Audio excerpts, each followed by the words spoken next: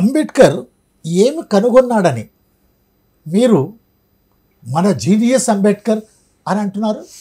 Yes, genius అంటే మనకున్న అంచనాల మేరకు, మనకున్న డిస్కషన్స్ మేరకు జీనియస్ అంటే అసాధారణమైన మేధస్సు ఉన్న వ్యక్తి, తన మేధస్సుతో అసాధారణమైన ఆవిష్కరణలు చేసిన వ్యక్తి, లేకుంటే డిస్కవరీసు సిద్ధాంతాలు ప్రతిపాదించిన వ్యక్తి, తన సిద్ధాంతాలతో ఆవిష్కరణలతో ప్రపంచ స్థితిగతిని మార్చిన వ్యక్తిని మనం మేధావిగా పరిగణిస్తాం. అలాగే తన సిద్ధాంతాలతో ఆవిష్కరణలతో తన తర్వాత తరాలను కూడా ప్రభావితం చేయగల వాళ్ళని మనం మేధావిగా పరిగణిస్తాం. సో అంబేద్కర్ అంటే జీనియస్ అంటే ఎప్పుడు సైంటిస్టే కావాల్సిన అవసరం లేదు. A social scientist also a genius. So Karl Marx is a genius. అలాగే Ambedkar is also a genius. కానీ అంబేద్కర్ని మిగతా దేశాల్లో ఉండే మేధావుల సరస్సు ఎందుకు పెట్టలేదు అంటే, అంబేద్కరు ఈ దేశంలో ఉన్న మౌలిక సమస్య పైన ప్రధానంగా పోరాటం చేశాడు. ఈ మౌలిక సమస్య ఇతర దేశాలు లేదు.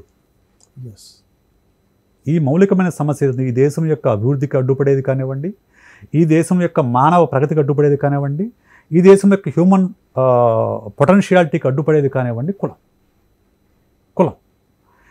ఈ కులమే ఈ దేశంలో ఉండే చాలా సమస్యలకి మూల కారణము. ఈ కులాన్ని పెకిలించింది, ఈ కులం నుంచి బయటకు రానిది, ఈ కులాన్ని తీసివేయనిది ఈ దేశం బాగుపడదనే ప్రాథమిక విషయాన్ని కనుగొన్న వ్యక్తి అంబేద్కర్. అందువల్ల ఆయన ప్రధానంగా ఈ కులాలపైన, ఈ కులానికి మూలమైన హిందూ మతం ఆధిపత్యం పైన ఆయన పోరాటం చేశాడు.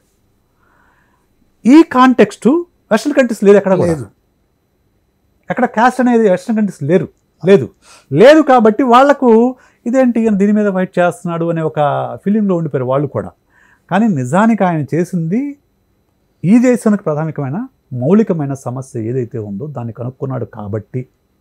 అలాగే ఆయనకున్న అసాధారణ మేధా సంపత్తిని, నిజానికి ఆయనకున్న మేధా సంపత్తికి అమెరికాలోనో ఇంగ్లాండ్లోనో ఆ రోజుల్లో పోయి సెటిల్ అయినట్టండి నోబెల్ లరేట్గా నిలిచేవాడేమో ఆయనకున్న మేధస్సుకి. కానీ ఆయన తన జీవితంలో తను అనుభవించిన వేదన లేకుంటే వెలివేత, తనలాంటి వాళ్ళు కొన్ని కోట్ల మంది ప్రజానేకం అనుసరిస్తున్న బాధపడుతున్న విషయాలపైన పరిష్కారం కనుక్కోవాలని ఇక్కడకు వచ్చి ఇక్కడ ఫైట్ చేశాడు.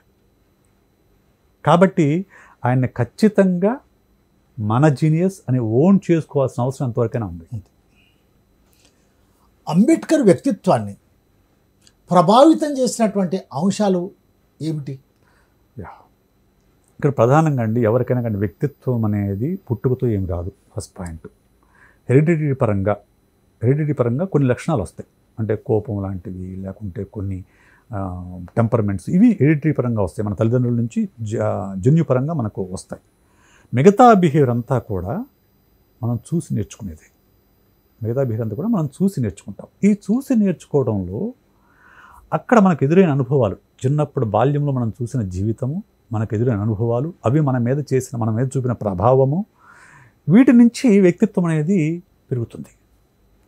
మీకు నాకు అందరికీ తెలుసు, అంబేద్కర్ ఆనాటి అంటరాని కులంలో పుట్టాడు, మహర్ అనే కులంలో పుట్టాడు. అందులోనూ 14వ పిల్లాడు. అంటే ఎంత వాళ్ళ ఫాదర్ గవర్నమెంట్ జాబ్ అయినా కానీ 14 మంది పిల్లల్ని సాకడం సాధారణ విషయం కాదు. అంత పేదరికంలోంచి వచ్చాడని చెప్పొచ్చు మనం. అయినా కానీ అంత పేదరికంలోంచి, అంత అంటరానితనంలోంచి స్కూల్లో తనకు ఎదురైన అనుభవాలనేవి ఆయన రాటు తీల్చాయని చెప్పచ్చు, తప్పదు. ఎందుకంటే తను చదువుకునే ఆసక్తితో స్కూల్కి వెళ్తే ఆయన్ని స్కూల్లో గదిలోకి రానివ్వలేదు. గది బయట తన పట్టా తను తెచ్చుకొని దానిపైన కూర్చోవాలి.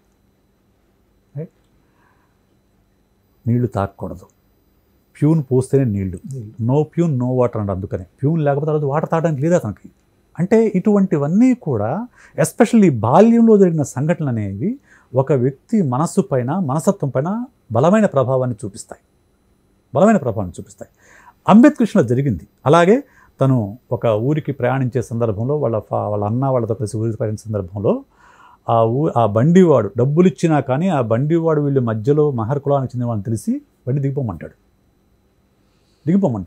దిగిపోమన్నప్పుడు ఆయన వాళ్ళ అన్న నడుపుతుంటే బండి తోలేవాడు అంటే వీళ్ళిచ్చిన డబ్బులు తీసుకొని వీళ్ళ బండి తోలేవాడు వెనక నడుస్తాడే తప్ప వీళ్ళ పక్కన కూర్చోడు. ఈ వెలివేత అనేది ఒడ్డున కూర్చున్న వాడికి అర్థం కాదండి. ఒడ్డున కూర్చున్న అలాంటి వాడికి అర్థం కాదు. ఆ అనుభవించిన వాళ్ళకి అది మనసు పైన చాలా బలమైన గాయాన్ని వేస్తుంది. అది వాళ్ళ వ్యక్తిత్వ వికాసంలో, వాళ్ళ మనసు యొక్క పరిణామంలో చాలా ఎక్కువ ప్రభావాన్ని చూపిస్తుంది. సరే, అది చిన్నప్పుడు జరిగింది. చిన్నప్పుడు జరిగిన దాన్ని వదిలేద్దాం అనుకున్నాం కాసేపు. కానీ అంబేద్కర్ విదేశాలకు వెళ్ళి చదివి వచ్చిన తర్వాత కూడా, బరోడా రాజు సంస్థానంలో పనిచేసేటప్పుడు కూడా ఇదే రిపీట్ అయింది. ఉద్యోగం వచ్చిన తర్వాత రాజు ఉద్యోగం ఇచ్చిన తర్వాత విదేశాలకు వెళ్ళి చదివి వచ్చిన మేధావిగా గుర్తింపు పొందిన తర్వాత కూడా ఆయనతో పాటు కూర్చోవడానికి, ఆయన తాగిన కుండలో నీళ్లు తాగడానికి సహోద్యోగులు ఒప్పుకోలేదు. ఆలోచించండి, ఒక మనిషి పైన ఇటువంటి హ్యూమిలియేషన్ అనేది ఎంత బలమైన ప్రభావాన్ని చూపిస్తుంది. అందువలనే ఆయన ఈ హ్యూమిలియేషన్ తప్పించుకోవాలంటే, హ్యూమిలియేషన్కి వ్యతిరేకంగా పోవాలంటే మనకున్న మార్గం ఏంటి అనేది అన్వేషించి ఆయన చదువుపైన దృష్టి పెట్టాడు. చదివాడు, విపరీతంగా చదివాడు, గంటలు చదివాడు. రోజుకి 21 గంటలు చదివాడంటండి. రోజుకి 21 గంటలు, 21 అవర్స్ చదివి అసాధారణ మేధను సంపాదించుకుని, తను ఏదైతే సమస్య తనకు అనిపించిందో, మౌలికమైన సమస్య దేశంలో అనిపించిందో, దానిపైన పోరాడేందుకు తిరిగి భారతదేశానికి వచ్చి తన పని తను చేశాడు.